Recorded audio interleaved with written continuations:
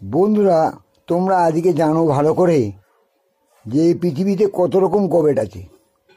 আমাদের পাড়ায় একটা বিরাট বড় গবেট আছে, তার বয়স 87 বছর, তার ওয়াইফের বয়স হচ্ছে 66 বছর, মানে আমার সমবয়সী। এই বছর কার্তিক পুজোর দিন সকালে আমি তাকে জিজ্ঞেস করছি, দাদা ভালো আছেন? সে বলছে হ্যাঁ ভালো আছি। আচ্ছা দাদা, আপনার বাড়িতে যে কালকে রাত্রে কার্তিক ঠাকুরটা ফেললো, সেটা পুজো করেছেন না পুজো করবেন? বুঝাই, আমি পুজো করবো কেন? আমাকে বাচ্চা কাচ্চা হবে আবার? তোমার জানো না আমার বয়স কত? 87 বছর বয়স। তোমার বৌদির বয়স 60 বছর, আর বাচ্চা কাচ্চা হয়? আমি কি করে জানবো?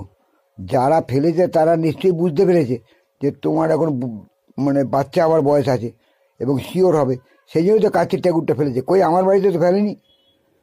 বুঝলে তোমার কি হয়েছে? আমার আবার কি হবে? একটা বাচ্চা হচ্ছিল, সে বালে আটকে গেছে, তাই চিন্তা করছি যে বাবা বাবা বলে ডাকছে, কিন্তু দায়িত্ব নিতে হয়নি। কেন? সে বাইরে বেরোয়নি বলেই দায়িত্ব নিতে হয়নি। যদি বাইরে বেরোতো তাহলে পুরোটা আমারই হতো, আমিই বাবা হতাম, তাহলে তাকে অনেক দায়িত্ব নিতে হতো।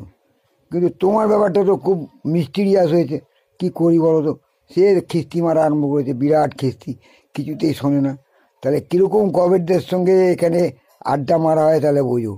গভর্নমেন্ট কেউ কি কপালে লেখা থাকে না বুকে লেখা থাকে? তাদের কথাবার্তায়, তার এডুকেশন, তাদের সব কিছুতে, তার ব্যবহারে বোঝা যায় সে গভর্নমেন্ট। এই হচ্ছে ঘটনা। তোমরা ভালো করে বোঝার চেষ্টা করো যে কোন গভর্নমেন্টের কথা বলছি, কাদের কথা বলছি। এরকম গভর্নমেন্ট তুমি অনেক পাবে, খুঁজতে খুঁজতে অনেক গভর্নমেন্ট পাবে দেখবে। আর শুনলে, তাদের কথাবার্তা শুনলে ঝাঁট পর্যন্ত খাড়া হয়ে যাবে।